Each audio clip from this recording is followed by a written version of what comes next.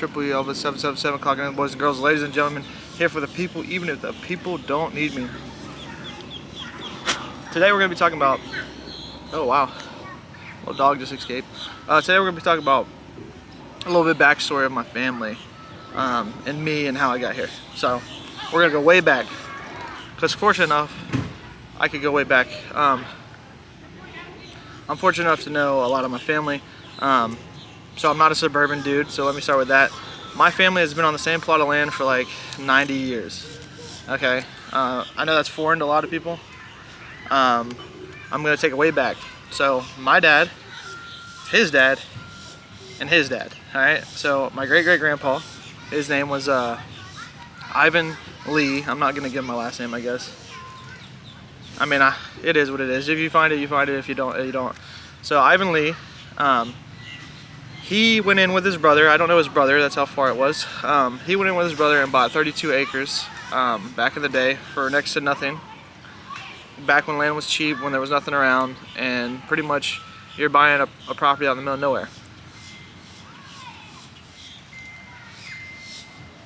Well, Ivan Lee has, I think it's 6 kids. Earl, Ivan, so he had Ivan Jr., pretty much Ivan the second. Earl, Ivan, Edna, Irvin,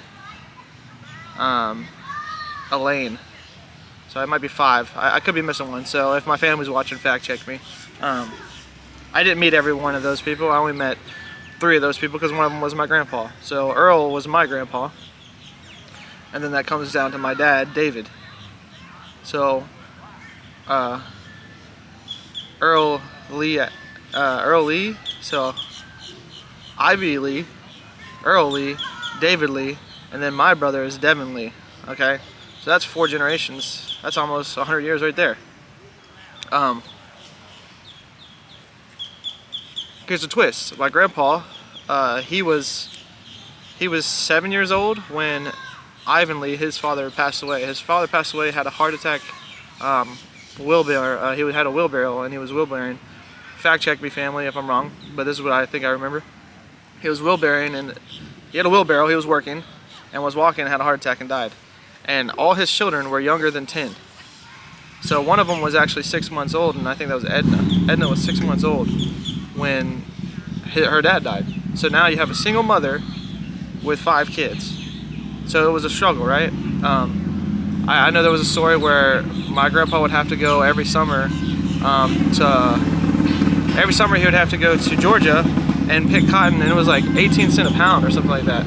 So what they would do is him and his brother Irvin would go pick cotton, and they would make enough money for the summer to get canned food to last all year next year. So every summer they would have to go pick cotton enough to make enough food in cans for the whole family for a whole year. They were struggling.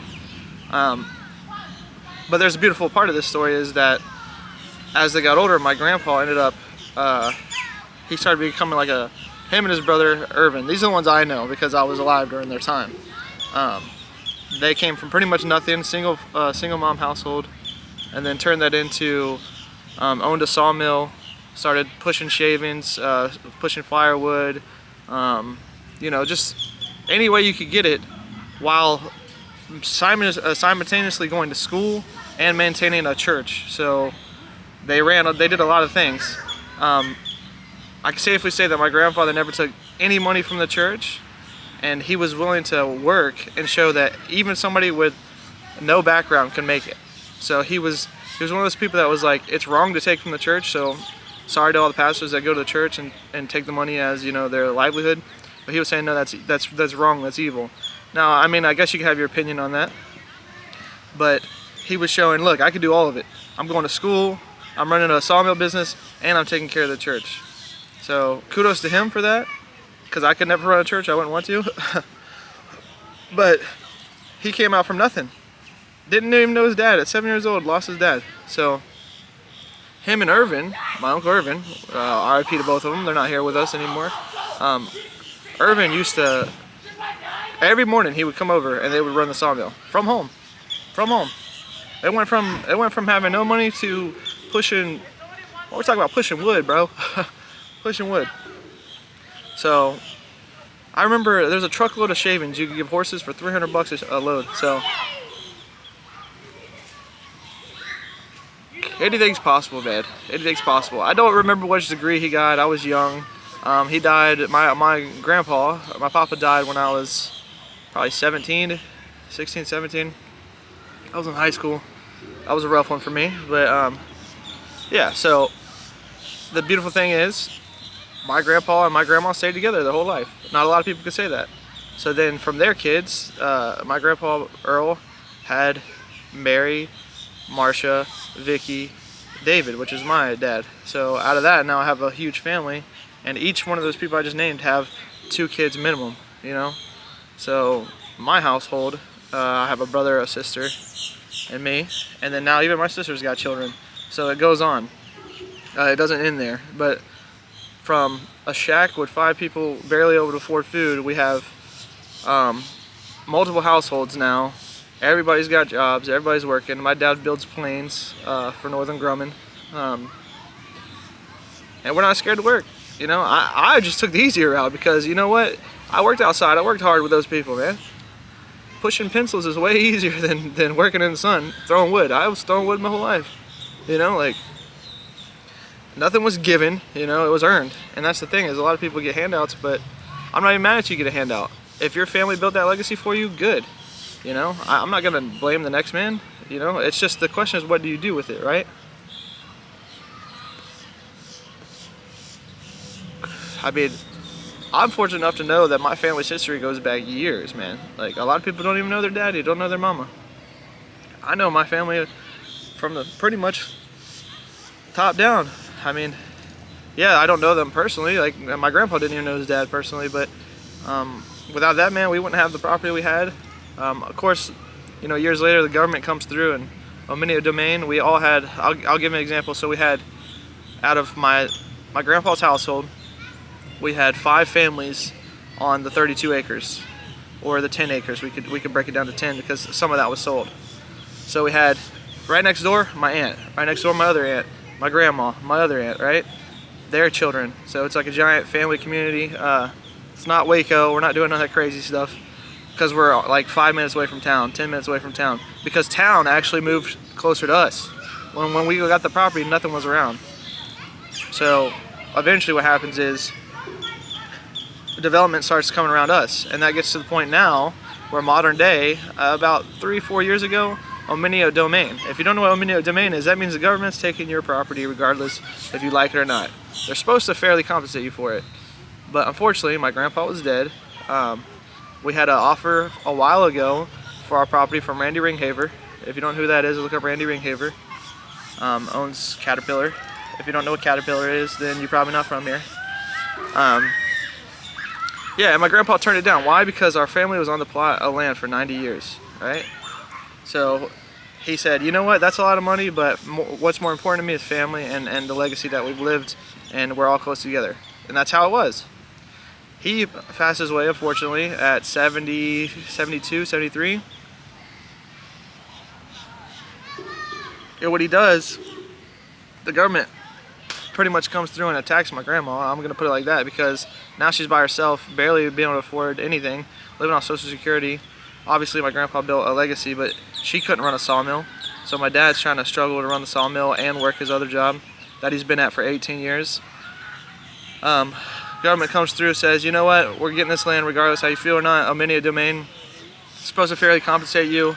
It didn't work out the way that they wanted it to, because my grandma ended up having to use a lot of her life savings to afford like 7 different lawyers to fight them, and she ended up walking away good. Unfortunately for us now, our family's not next to each other anymore, because now our 10 acres turned into like 3 acres, and now the only household on there is my household. Okay, so you got to put it like this. I had 4 aunts and my grandma over there. Now I got just my dad's household.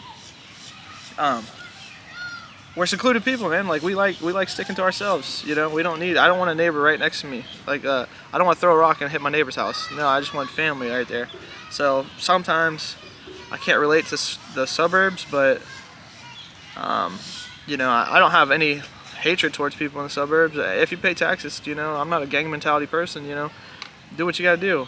Get it how you live. You know. But it's just unfortunate the government's going to come through, take something that's been there for years. So it makes me want to be like, okay, let's turn this thing around and go get a property out in the middle of nowhere, you know, for cheap. Might go to Montana and Yellowstone. I'm just kidding. Not a fan of the cold.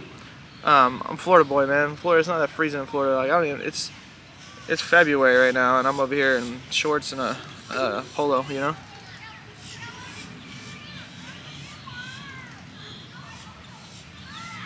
A little backstory of my household and, you know, some of my family upbringing and some stories that, you know, some people aren't going to be able to tell you. And maybe one day when I have my 10 kids, they're going to look back and be like, wow, this is bigger than I am.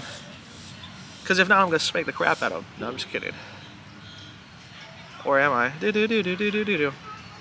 But, yeah, it's crazy. If you have any family stories and you have a legacy, you need to share it. You know, don't just keep that to yourself, because, you know, you're a bloodline. You're thousands of years in the making. You're literally thousands of years in the making. So as long as you know some of it, that's good. That's very good. My grandma's doing good. She ended up settling with them, making a pretty penny. She's got a house paid off now in a neighborhood right next to my aunt. My aunt is a widow, and they're neighbors now. She literally went up to a neighbor's house who wasn't selling it and said, hey, look, I want to buy your house. And she could do it. So that gives you kind of an indication of what happened. So she's doing well off, but it's unfortunate because, you know, you had something for so long, 90 years plus, and somebody offered you way more than the government offered you, and y'all turned it down because you care about family. The government comes through and offers you pennies, and that's the world we live in right now. Had to fight tooth and nail to get $1 out of them, and I just think, you know, everything happens for a reason, and everything works out for a reason. I can't say that any of my family from that deal is not blessed now, because even, okay, so say we had all the 5 family on 10 acres. Well, one of my family members, Mary, actually has 10 acres on her own now, but that doesn't mean she hasn't worked for it. She's been working at Walmart her whole life, you know, and she's became like a store manager. Store managers make good money. Look it up. Not the most. It's not like Steve will do it money, but guess what? It's an honest day's work, baby. Honest ways to work. What did he say? The working man's a sucker. The working man's not a sucker. That's the hardest thing you can do, is go to work and do everything the right way.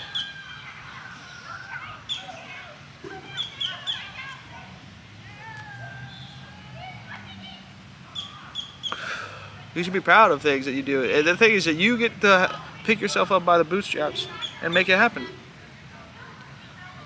A lot of people don't look at it like that. You know, consistency is all that matters. As long as you're consistent and you get the job done, that's how it goes. I'm the first person in our whole family to be a realtor. You know, a lot of the people I grew up with, or my family members, didn't get high school diplomas, didn't get degrees. I got a high school diploma. My cousin Mitchell was the first one to go join the military, besides my great grandpa's brother, and he died in Vietnam. It's Ivan II. He died in Vietnam. It's just wild. It's wild how thick this can go, and it just starts with 2 people, man. 2 people that stuck it out and stayed together. Because there's things that are more important than just your emotions. You know, stick it out with the one that you made babies with. It's hard to say today, but it's not hard to do. You just gotta make it happen. You gotta have that mindset of, we're gonna make this happen regardless of anything else. Till death do us part. What happened to that? Till death do us part, till sickness or in health, rich or for poor. Rich or poor. Like, y'all swore to that, right? If you didn't swear to that, then that's a different story. But you know what I'm saying. I got a squirrel fixing to jump on me right now.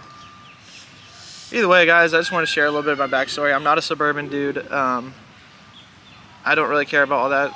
You know, yeah, you're hard, you're not hard, because anybody can be hard. The most hardest people out there are Navy SEALs and police officers. I believe that wholeheartedly. And they're, you know, y'all want to say, oh, they're not gang members. Yeah, they don't have to be gang members. They still lock everybody up and they beat everybody up. Like, I don't want to hear it. Now, you can say, oh, UFC, them guys are hard, man. Like, UFC, David Goggins, people like that. Like, come on, man. Like, it's not about being from a block and then represent a color. It's about knowing who you are truly and being who you are. And being able to, you know, have mutual respect for anybody. You might not agree with everybody, but you can get along with anybody. I don't get along. I don't agree with a lot of people, but I get along with a lot of people. So, something to think about, guys. Any questions? Like I said, lay them down in the comments.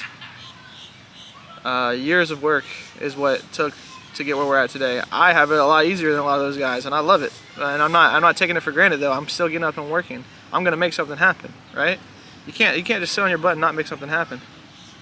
So either way, Triple Elvis 777 clocking out, boys and girls, ladies and gentlemen, here for the people, even if the people don't need me.